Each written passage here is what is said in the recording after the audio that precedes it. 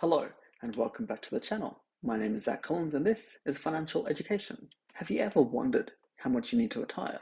Well, today we'll be going through how to prepare for that day and how much wealth you should try to accumulate at each age in order to be able to have a comfortable retirement. I've already done a video on FIRE, so I'm not going to go too much into some of that stuff I mentioned there. But when it comes to working out how much you need in retirement, the best place to start is with a budget. At the start of this video, I'm going to be laying the groundwork, so it might seem irrelevant, but make sure you keep watching and it will make more sense as we go on. Is your current level of spending something you want to maintain? If it is, work out how much that is, and that is what you should be aiming to generate in investment returns when you retire in order to maintain your current standard of living. If you decide that when you retire, you want to spend more money than you currently, because let's say you work in 9 to 5, you don't have time to go out and spend money. So in retirement, you want enough to travel a few times a year, maybe go to a prestigious golf club or tennis club, or whatever it is you want to spend your days doing in retirement. As I said, you want to start with a budget so you know what your number you need to reach, and that investment amount will be tailored specifically to your lifestyle and your desired spending rate. So each portfolio will look different and it will be custom to you. When it comes to working out how much money you plan to spend in retirement, the most important thing you need to consider is the cost of housing. Are you currently renting? Or do you currently have a mortgage? Do you plan to continue renting? Or do you plan to own your home outright in retirement? This is the biggest thing you need to consider. When you're working and you have a mortgage, for the average family, that would be costing you around 30 to 40% of your post-tax income each month. This means if you're earning $100,000 after tax, most people are spending $30,000 to $40,000 of that in mortgage payments, meaning they're living on around $60,000. This is a key point to emphasize. Once you've paid off your home, that expense just disappears. You no longer need to fork out $30,000 to $40,000 each year, and it frees up the budget.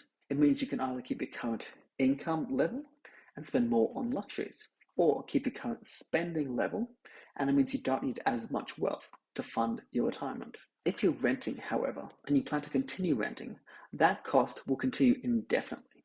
If you decide to stop paying, you'll probably be evicted and end up homeless. So I would highly recommend not doing that. But that also needs to be factored into your retirement income equation too.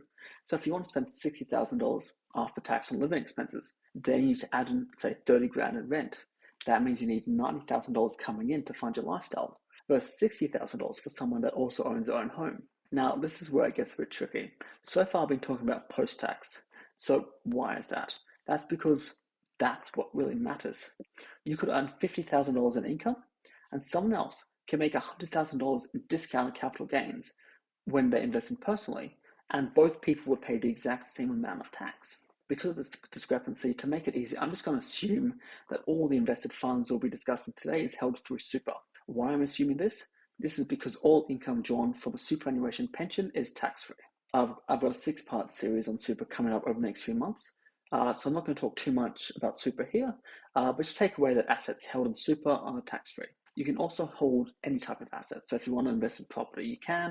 If you want shares, you can. There is no specific limit to the type of asset that you could hold through super. Anyway, getting back into it, I've created a little simple spreadsheet that you can work out how much money you need at each age and how much you need to contribute in order to get your desired retirement outcome. Okay, so here we have the spreadsheet.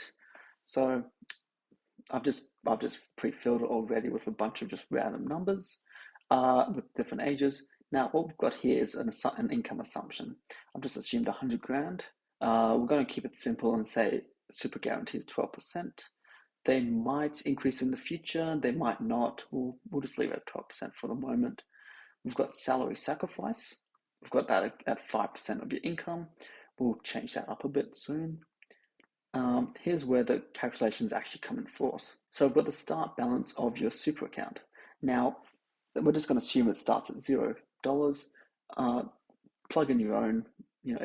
Most people already have a super balance, but not everyone does. So we're just going to assume you're starting from scratch. Now, this here factors in the 2 contributions and the contribution taxes. So income and super is taxed at 15%. So we've got times 0.85. We've got investment return. So this assumes the start balance grows at a 6% return. Now this return is inflation adjusted. So this should be your today's balance, what you need in today's money. So 6%. So long-term returns are probably about the 8 to 9%. So assuming 2 to 3% inflation. And we're also factoring in 15% tax on that return. Now, this has got the final balance. So what does the balance start at? How much is your contributions? And how much return are you getting on your investment? And finally, this is the important one, is the retirement income. So this is factors in this is your final balance using a 4% withdrawal rate. So you can see someone on $100,000 will get 12 grand of super guarantee. If they contribute an extra 5 grand, starting with nothing at the end of the year, they would have $14,450, which will then give them a retirement income of $578 each year. Now, let's say you want a retirement income of $40,000. This means here, if you start at age 25, by age 55, you'll be able to generate enough income to fund that retirement. That's assuming you're just paying your SG. Now, this income, I said the return was on inflation adjusted.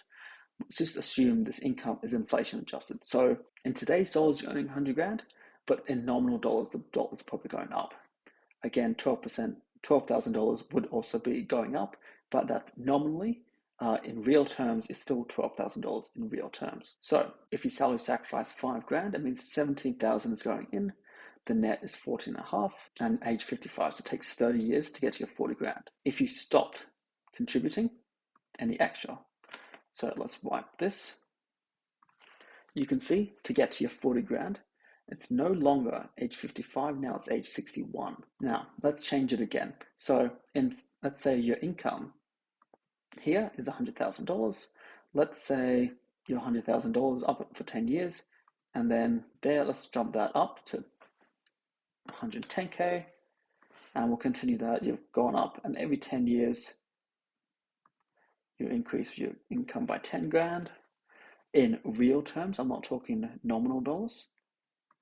So you can see here, now you're back to age 59. So that's by increasing your income every 10 years by 10 grand nominally, you're wiping off 2 years. It's taking you 2 years less to get to a retirement number. Now, let's go back to our initial projection. Okay, so let's assume no salary sacrifice and you're just contributing your SG. So if this is all you're doing, age 61 is when you finally have enough money. So what we're saying is that by age 30, in order to have enough money to reach us, you need about $70,000 in your super.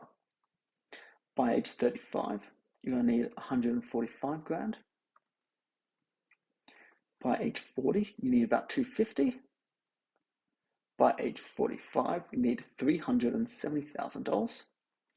By age 50, you need over $500,000. And by age 55, you need $730,000. You can see there's a lot of big jumps.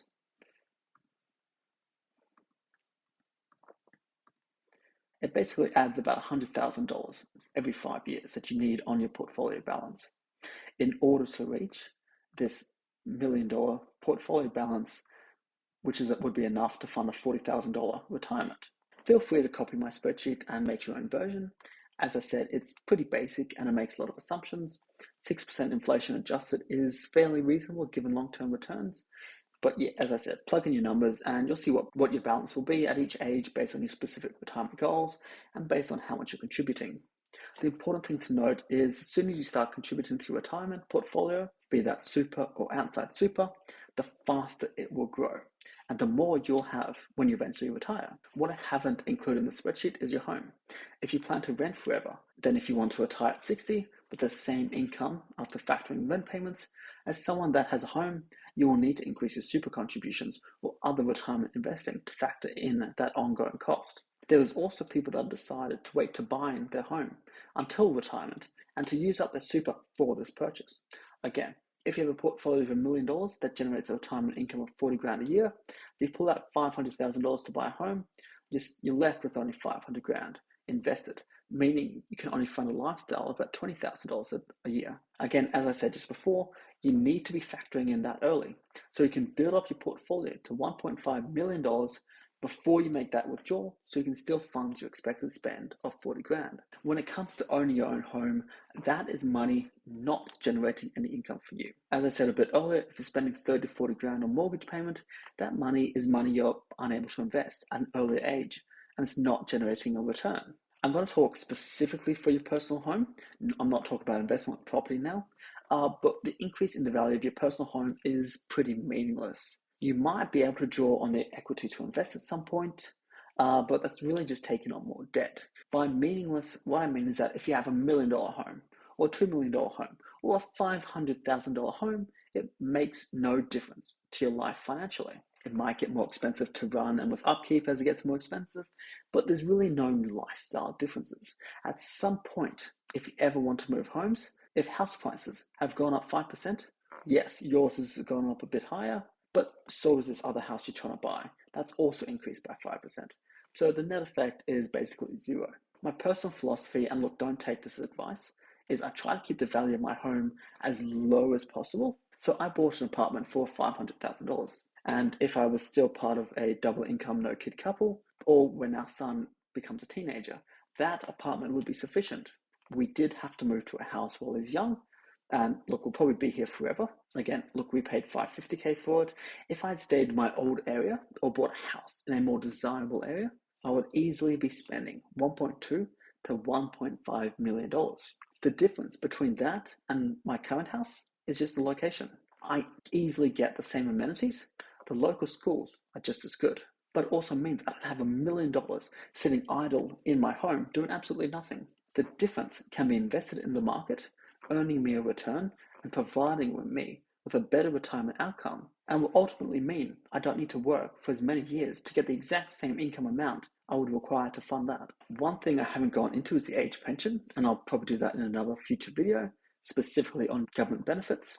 However, one thing I know for certain is that in the future, the age pension, while the amount is unlikely to be reduced, accessibility is going to be severely reduced, and over time, less and less people will be on it. If you're in your mid-30s or younger, you're going to be fully funding your own retirement unless you've had a lot of trouble financially, and the amount the government will provide is only going to be enough for a very low quality of life, and relying on that is going to be very hard. Hopefully, I've been able to give you a better understanding of how to calculate what you might need in retirement and how you can get there. If you have any more questions, please feel free to drop a comment below and I will answer if I can. Thank you so much for watching, and I'll see you guys in the next one.